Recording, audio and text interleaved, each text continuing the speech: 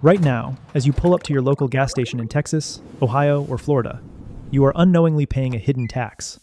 It is a tax not levied by your local government, nor debated on the floor of the United States Senate, but dictated by events unfolding exactly 7,500 miles away.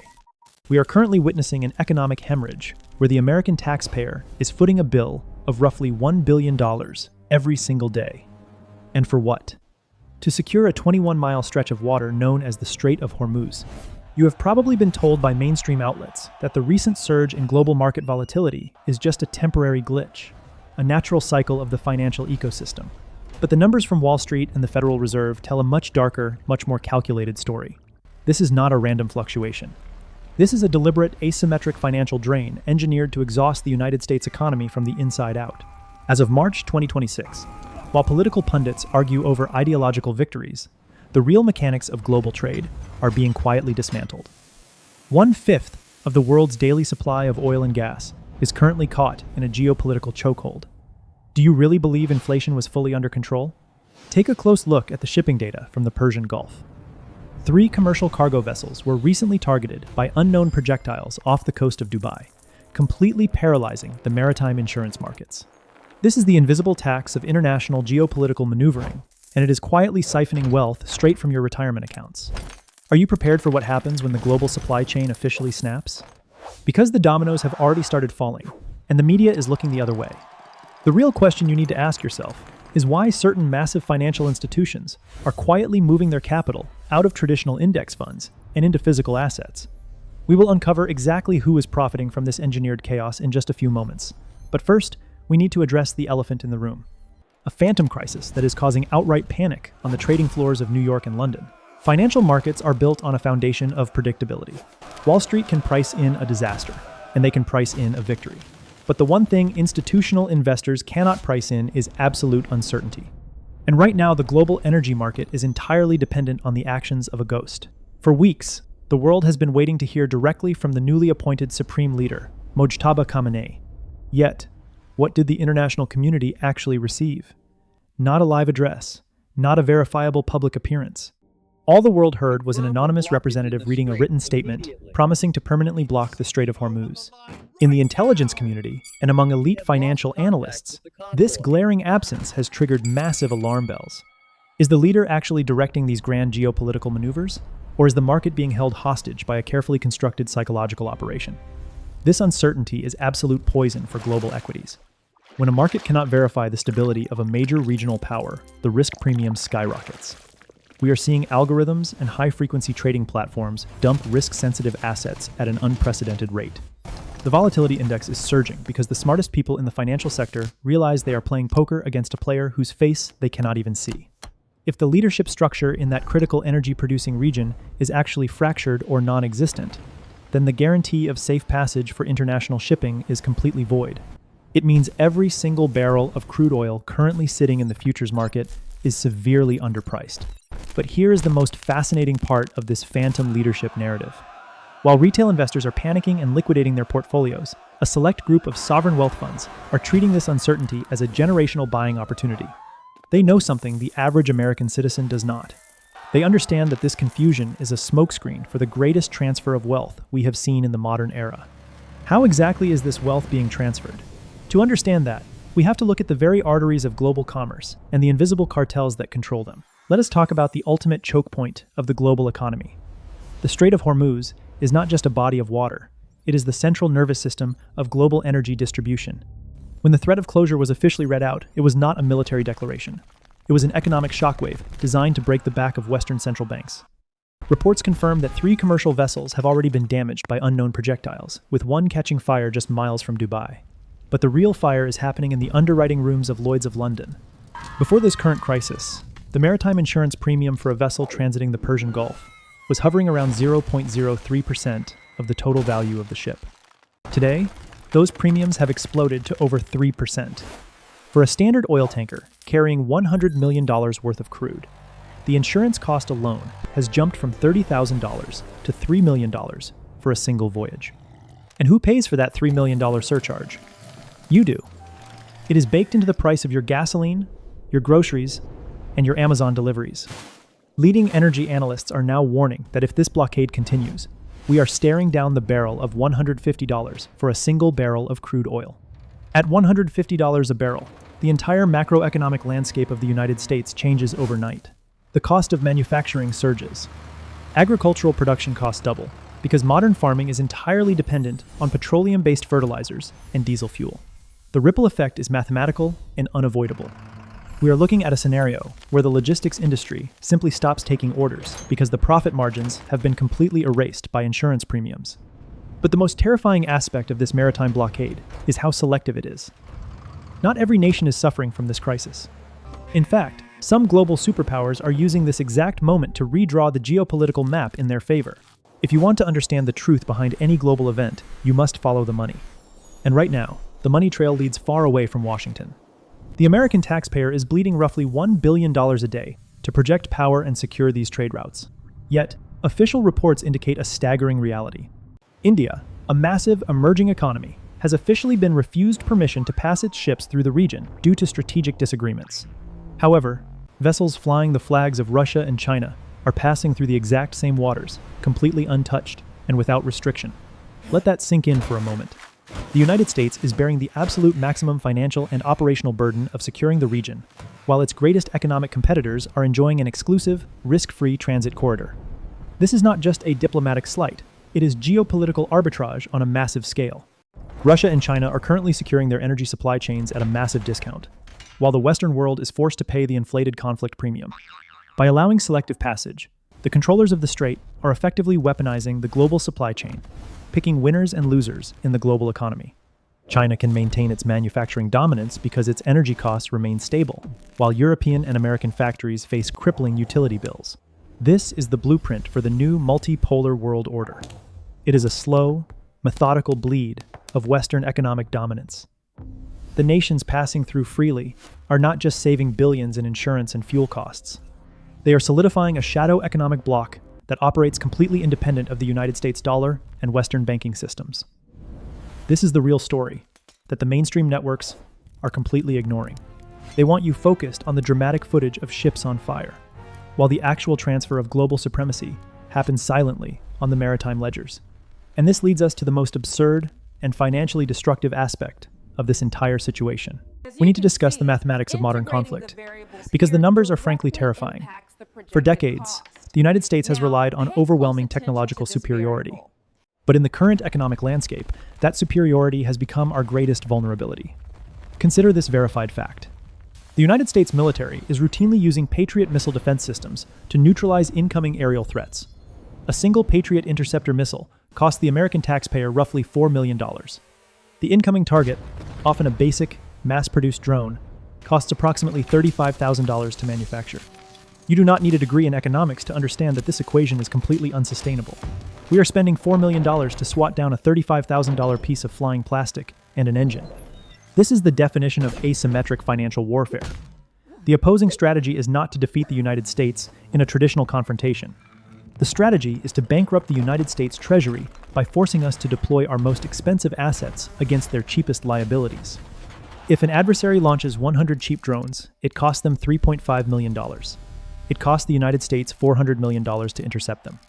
This is an economic war of attrition, and every single day this continues, our national debt spirals further out of control. This massive expenditure does not generate economic growth.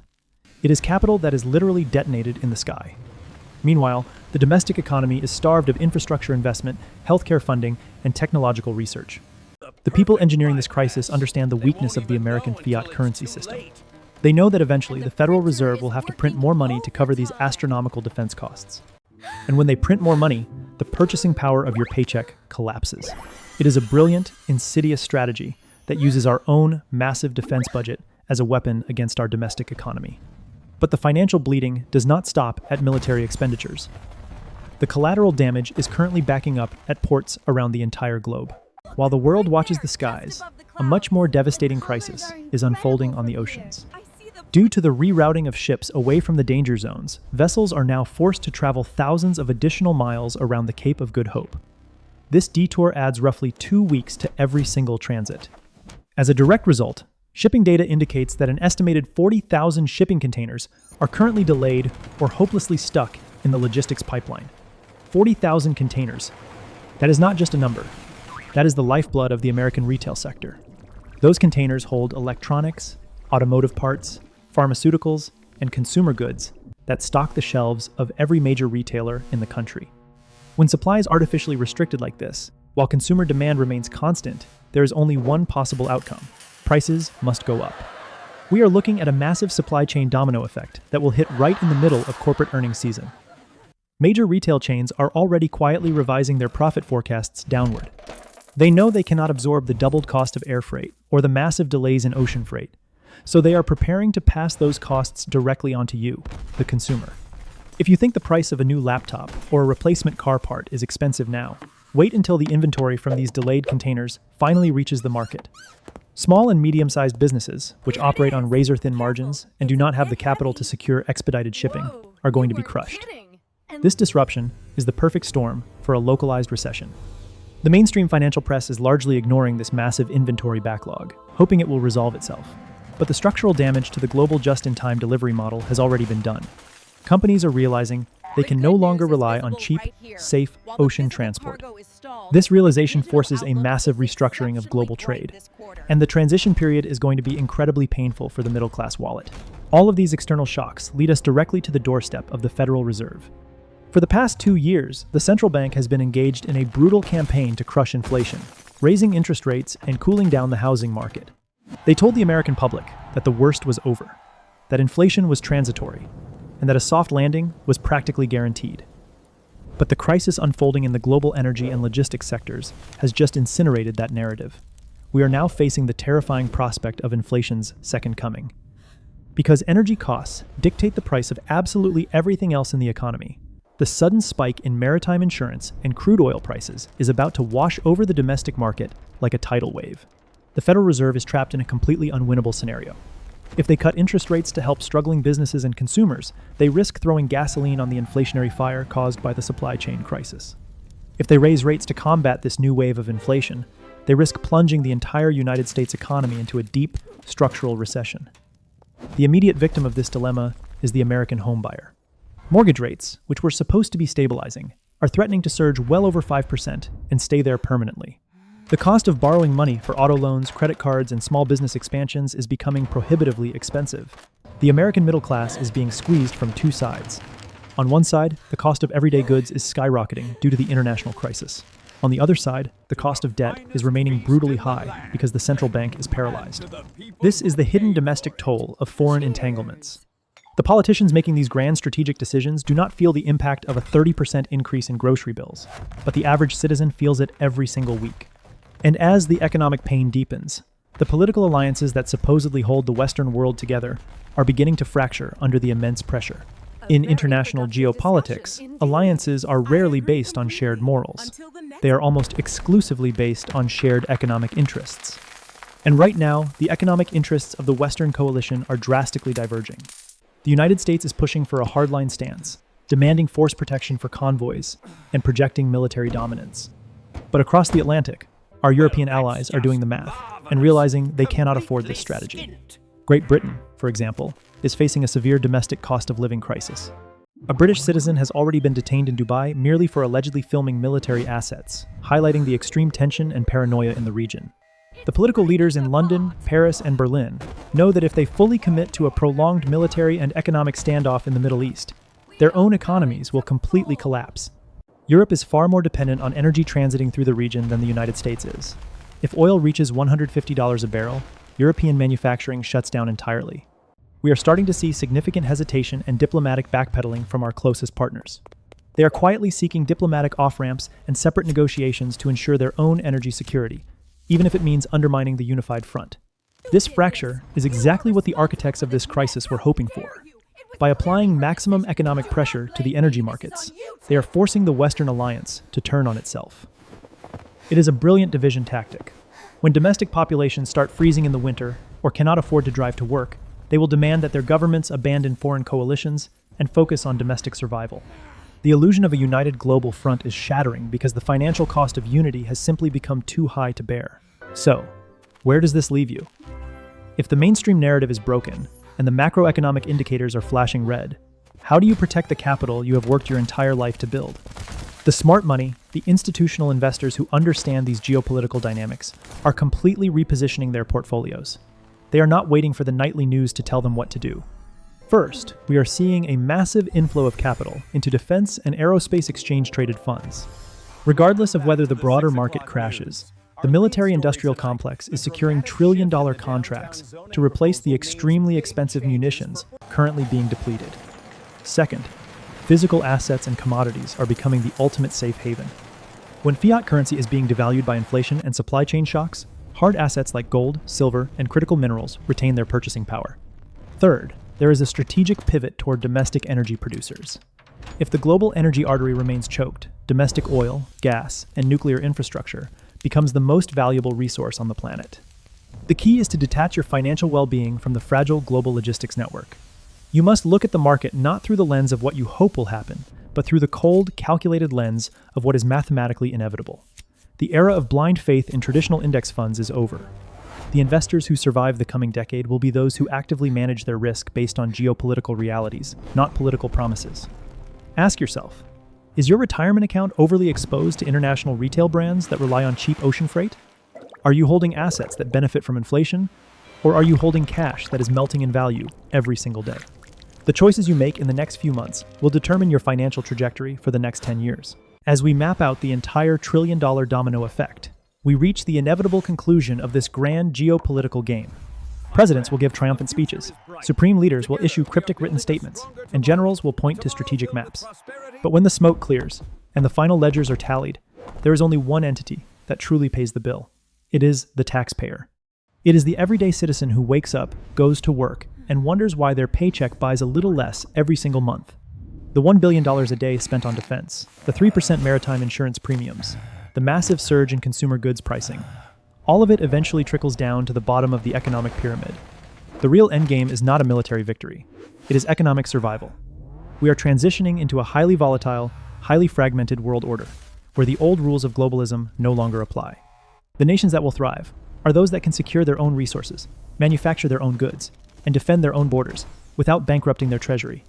As an independent thinker and an active participant in your own financial future, you can no longer afford to be a passive consumer of information.